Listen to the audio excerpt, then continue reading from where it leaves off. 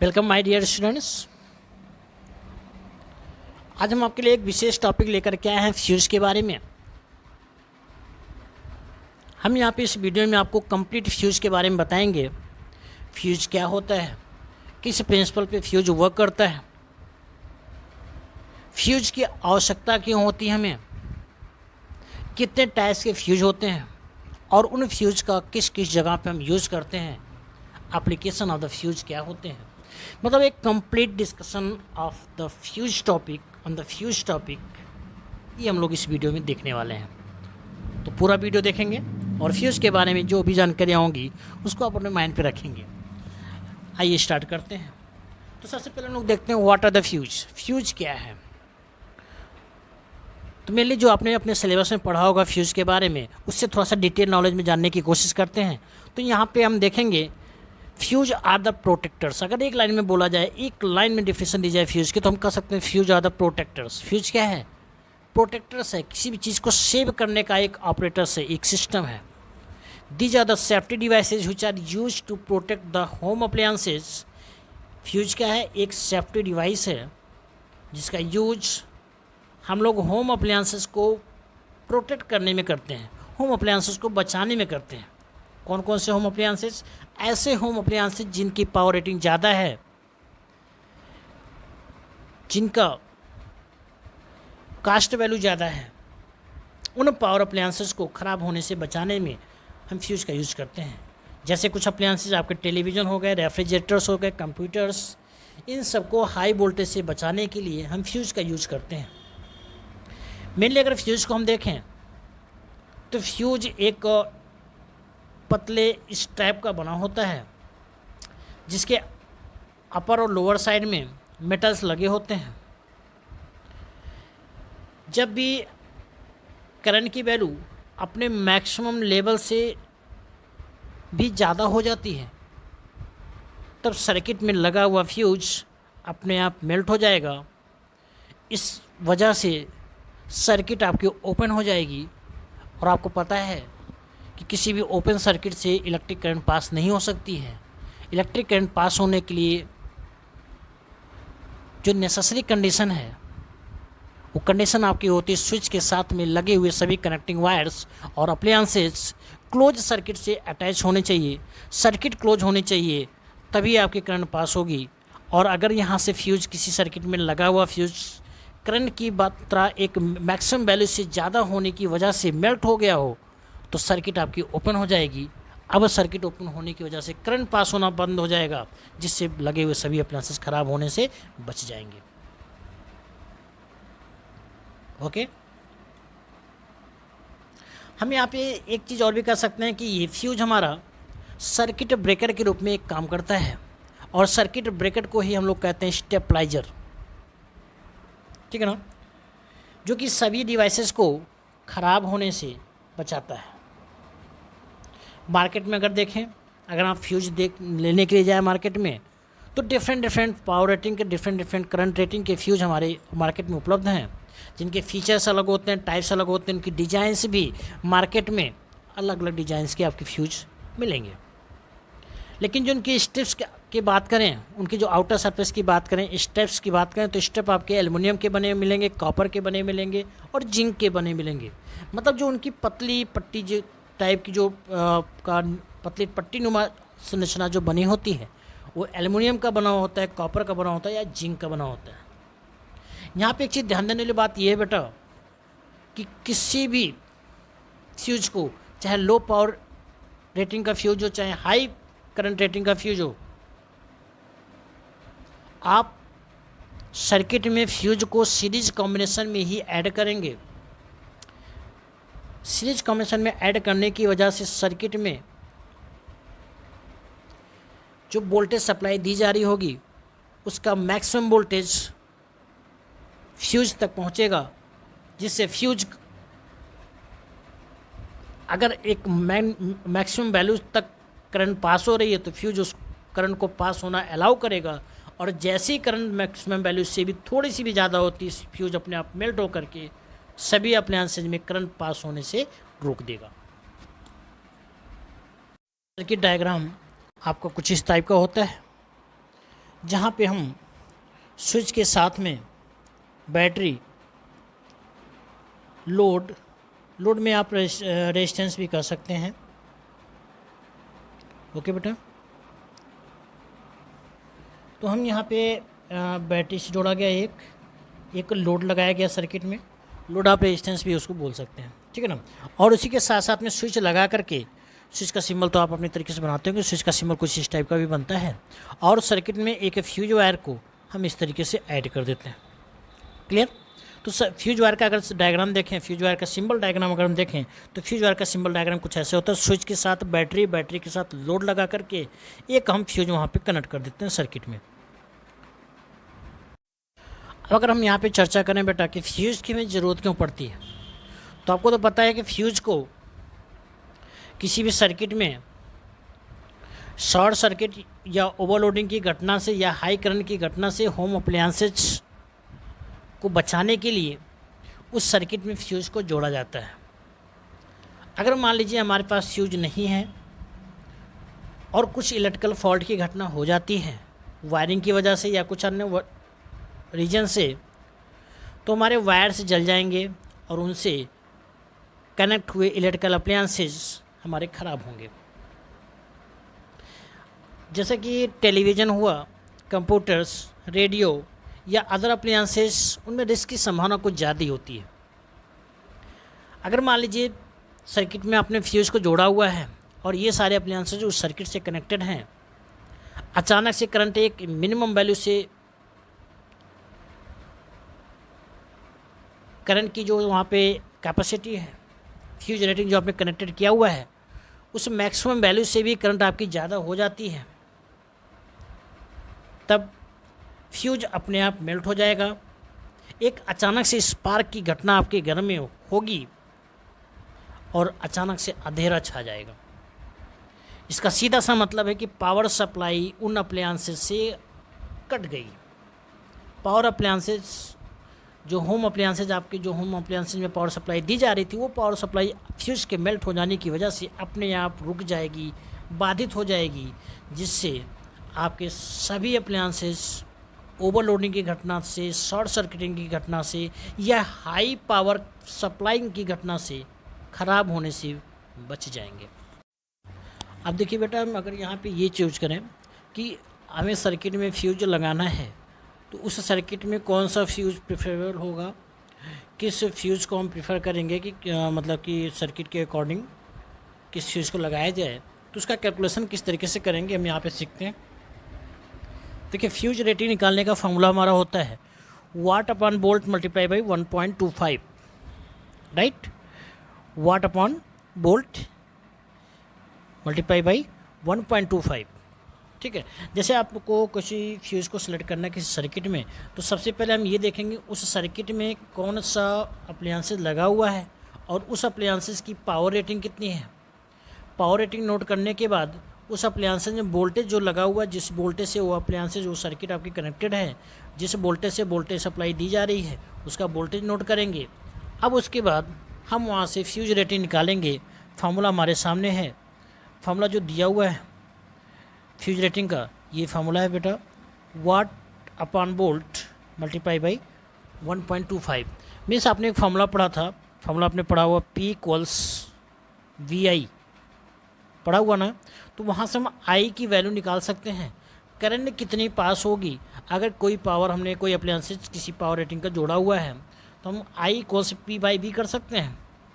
होगा कि नहीं। P मतलब पावर, पावर की यूनिट आपकी वोल्ट होती है, वोल्टेज की यूनिट, पावर की यूनिट आपकी वाट होगी सॉरी, और वोल्टेज की यूनिट आपकी वोल्ट बनेगी। तो I की जो वैल्यू वहाँ से बनेगी P/V, मीन्स कह सकते हैं वाट अपॉन वोल्ट। अब हमें फ्यूज रेटिंग जो निकालनी है वो हो जाएगा वाट अपॉन वोल्ट मल्टीप्लाई बाई 1.25। हम वहाँ से फ्यूज रेटिंग अपनी कैलकुलेट कर लेंगे, ठीक है ना। जैसे मान लीजिए हमें किसी पावर को या अप्लायंस से हमने जोड़ा और उसकी पावर रेटिंग हमने पता कर ली, वोल्टेज हमने पता किया, कैलकुलेशन किया, पावर रेटिंग हमने निकाला और हमारी पावर रेटिंग आ रही है 8.7। तो 8.7 पावर रेटिंग आ रही है हमारी, फ्यूज रेटिंग वो 8.7 आ रही है। तो फ्यूज रेटिंग जो 8.7 आ रही है, तो हमें उस सर्किट में 9 एम्पियर फ्यूज़ को इस्तेमाल करना, राइट। 8.7 अगर आ रहा है फ्यूज रेटिंग, तो हमें उस सर्किट में 9 एम्पियर का फ्यूज ऐड करना पड़ेगा, जिसकी वजह से 9 एम्पियर से करंट जैसी थोड़ी सी एक्सेस होगी, 9.1 होगी, फ्यूज अपने आप फ्यूज वायर मेल्ट हो जाएगा। सर्किट में लगे हुए अप्लायंसेस डैमेज होने से, बेटा आपके घर में ग्रिप लगी होगी, जहाँ पे सर्किट लगा होता है, बोर्ड लगा होता है, मेन स्विच जहाँ पे होती है वहाँ पे ग्रिप लगा होता है। ग्रिप के पास में लोग सिंगल फेज और डबल फेज भी करा के रखते हैं। सिंगल फेज रहने पे लाइट कम आती है, और डबल फेज जो लोग करा लेते हैं उनकी लाइट डबल हो जाती है, जस्ट जो है लाइट की इंटेंसिटी बढ़ जाती है। तो डबल फेज जब कराया जाता है तो बेटा वहाँ पे जो है आप ग्रिप भी देखे होंगे, ग्रिप लगाई जाती है। ग्रिप का कुछ फंक्शन कुछ इसका बना होता है इस टाइप का, ठीक है ना। ये दोनों ग्रिप है, ग्रिप में ही फ्यूज लगा के रखते हैं। फ्यूज़ का जो कॉन्टैक्ट होता है वो फ्यूज आपके यहाँ से देखें, अगर आप देख पा रहे होंगे तो एक इस जगह से दूसरी जगह से जोड़ करके कॉन्टैक्ट बनाया गया है फ्यूज़ का, ठीक है ना। ये आपके क्या होते हैं, कॉन्टैक्ट होते हैं जो जुड़े होते हैं किनके साथ में, इन दोनों कॉन्टैक्ट के बीच में हम फ्यूज़ को जोड़ के रखते हैं। फ्यूज वायर आप देख रहे होंगे, एक संट ये होगा, इसको संट बोला जाता है बेटा, जो गोल टाइप को बना होता है ये संट होता है। तो इस संट से दूसरे फ्यूज में देखें, यहाँ पे ये संट से एक पतला वायर जाता हुआ दिखाई दे रहा होगा, ठीक है ना। ये पतला वायर हमने इंगित किया, पतला सफ़ेद वायर यहाँ पे लग रहा है। तो ये पतला वायर लगा करके और कॉन्टैक्ट, दोनों कॉन्टैक्ट को मिला देते हैं, ग्रिप आपकी क्लोज हो जाती है। सर्किट में आपने वायर को, सर्किट में आपने फ्यूज वायर कनेक्ट कर दिया है। कभी कभी आप यहाँ पे देख पा रहे होंगे ना, ये बेस जो लिखा हुआ है, ये बेस इस ग्रिप का बना हुआ है, और ग्रिप आपकी चीनी मिट्टी की बनी होती है। ग्रिप को अगर ज़मीन पे पटका जाए तो ग्रिप आपके फूट भी जाते हैं, ठीक है ना। ओके, अब देखिए ग्रिप का जो लोअर पार्ट होता है, इस पार्ट की बात करें, इस पार्ट की, तो ये जो लोअर पार्ट है ना, इसी को हम क्या बोलते हैं, फ्यूज कैरियर। ये हमारा फ्यूज़ को कैरी करने का काम करता है, ठीक है ना। सर्किट में यहाँ पे जो फ्यूज जोड़ा जाता है, इसकी फ्यूज की करंट रेटिंग लगभग जो है 9 एम्पियर से 12 एम्पियर तक की बीच होती है। क्लियर बेटा? बेटा अगर आपसे पूछा जाए कि फ्यूज किस प्रिंसिपल पे वर्क करता है, तो आप वहाँ पे बताएंगे, आपने एक टॉपिक पढ़ा है heating effect of the electric current, means current का आपने हीटिंग इफेक्ट भी पढ़ा हुआ है। अगर किसी सर्किट में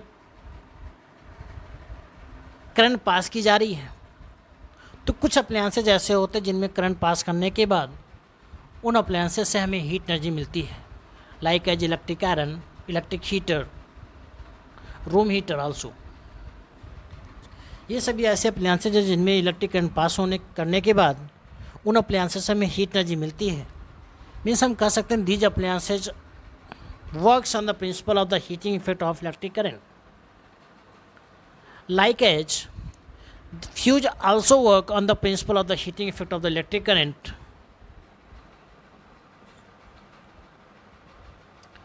फ्यूज की जो संरचना होती है बेटा, वो एक पतले स्ट्रिप की बनी होती है। फ्यूज में एक पतला वायर लगा के रखते हैं, और ये वायर आपका नॉन कम्यूटेबल मटेरियल का बना होता है।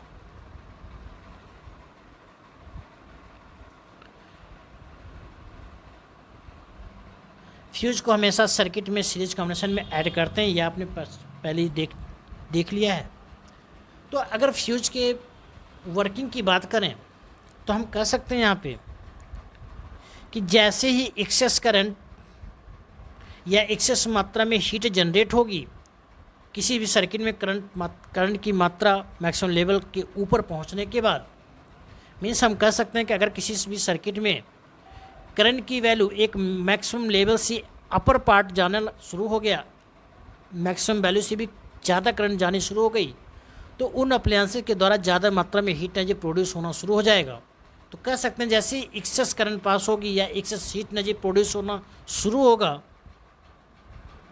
फ्यूज अपने आप मेल्ट हो जाएगा, कि फ्यूज जो वायर हम जोड़े होंगे उसकी मेल्टिंग पॉइंट कम होगी, तो एक मैक्सिमम लेवल तक वो बर्दाश्त कर सकता है। उसके बाद फ्यूज अपने आप मेल्ट हो जाएगा, जिससे हमारी सर्किट ओपन हो जाएगी। क्लियर बेटा? अब देखिए, हम अपने सुविधानुसार सर्किट में जुड़े हुए अप्लायंसेस को देखते हुए फ्यूज को हम रिप्लेस भी कर सकते हैं, फ्यूज को हम चेंज भी कर सकते हैं। अगर कम पावर रेटिंग के अप्लायंसेस सर्किट में जुड़े हुए हैं तो कम करंट रेटिंग के अप्लायंसेज, कम करंट रेटिंग के फ्यूज वहाँ पे जोड़े जाएंगे। हाई पावर रेटिंग के अप्लायंसेज अगर सर्किट में कनेक्टेड हैं तो हाई करंट रेटिंग के फ्यूज सर्किट में इस्तेमाल होंगे। क्लियर बेटा? मेनली अगर फ्यूज को देखा जाए तो फ्यूज आपके जिंक, कॉपर, सिल्वर या एल्युमिनियम एलिमेंट्स के बने होते हैं। फ्यूज आपके सर्किट ब्रेकर के रूप में इस्तेमाल करते हैं, ऐसा आप पहले देख चुके हैं।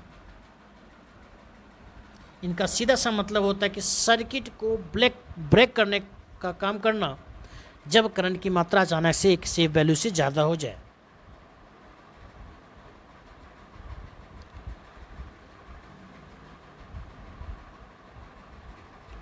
हम यहाँ पे ऐसा भी कर सकते हैं कि फ्यूज का काम केवल प्रोटेक्टर के रूप में ही नहीं है। फ्यूज का काम अगर हम देखें, फ्यूज को हम लोग कहते हैं कि it is a protecting device.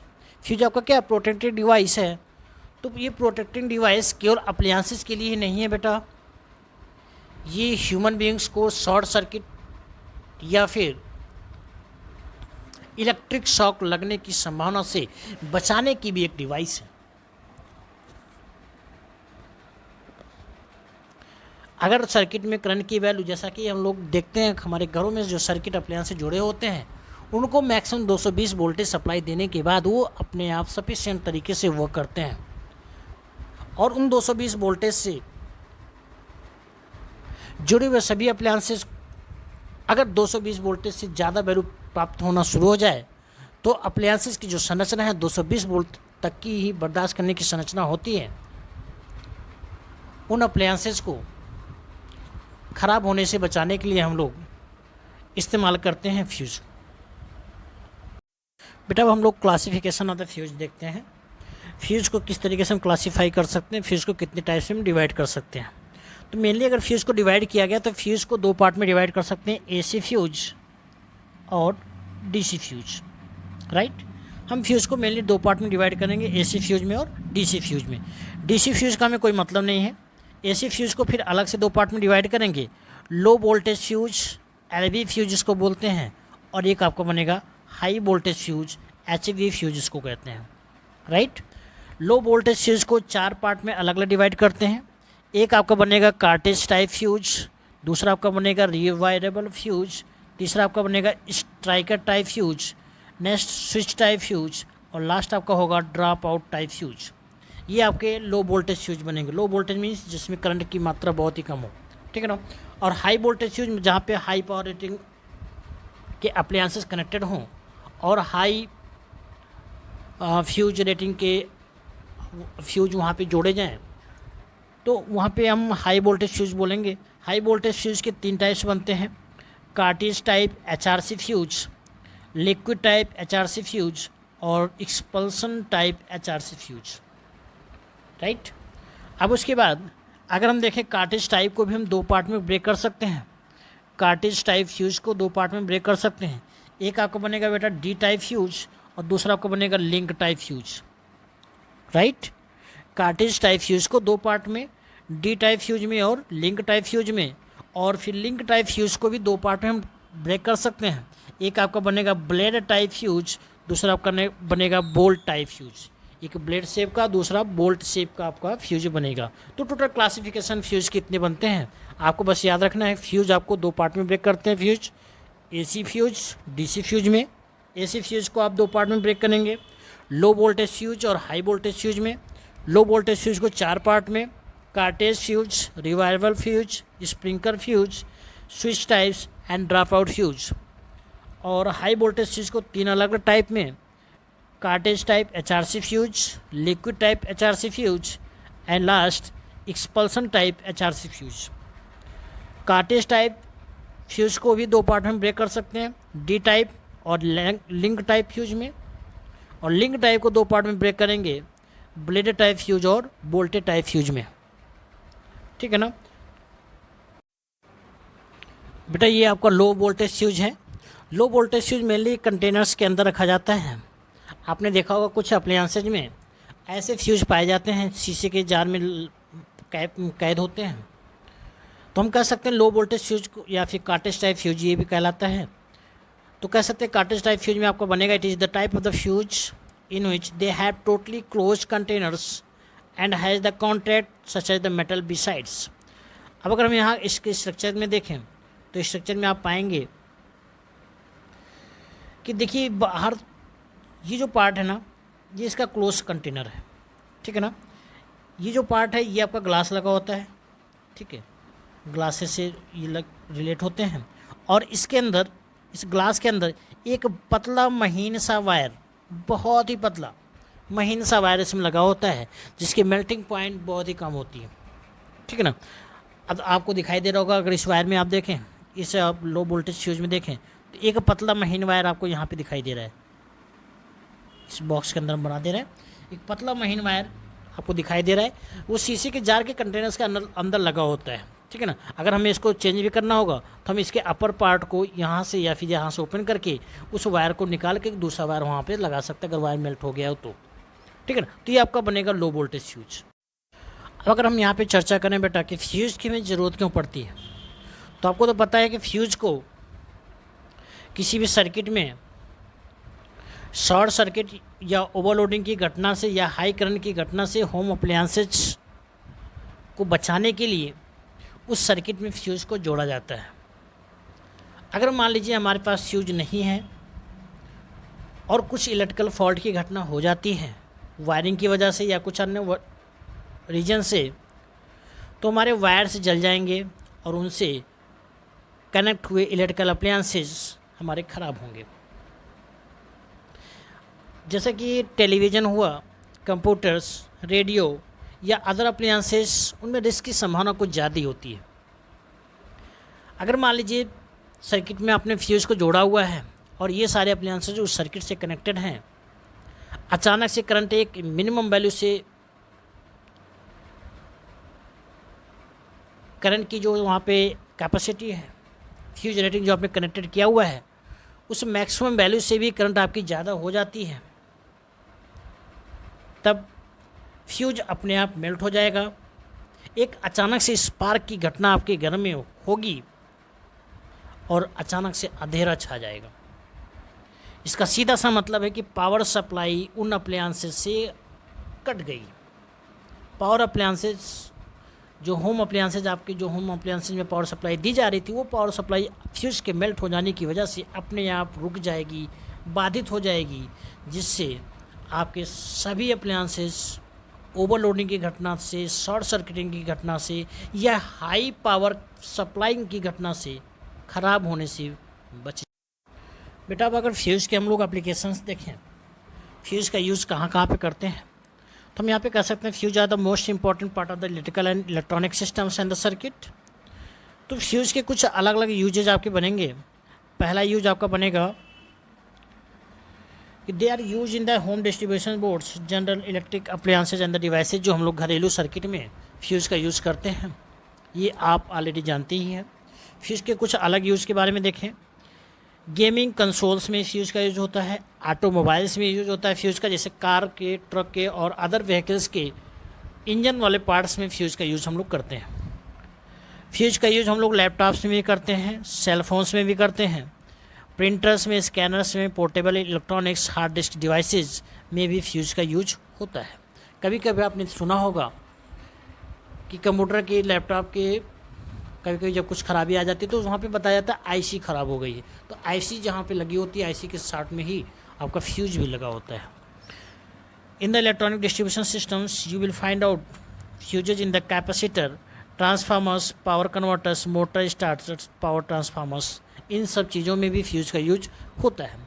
जब आप अपर क्लास में जाएंगे, क्लास 11 में आपको मिलेगा कैपेसिटर्स, क्लास 12 में भी आपको कैपेसिटर्स मिलेगा, वहाँ पे आप कैपेसिटर्स में देखेंगे कैपेसिटर्स में भी फ्यूज लगा होता है, ठीक है ना। कुछ आपके एलईडी मॉनिटर्स और बैटरी एप्लीकेशंस में भी फ्यूज का यूज हम लोग करते हैं, राइट।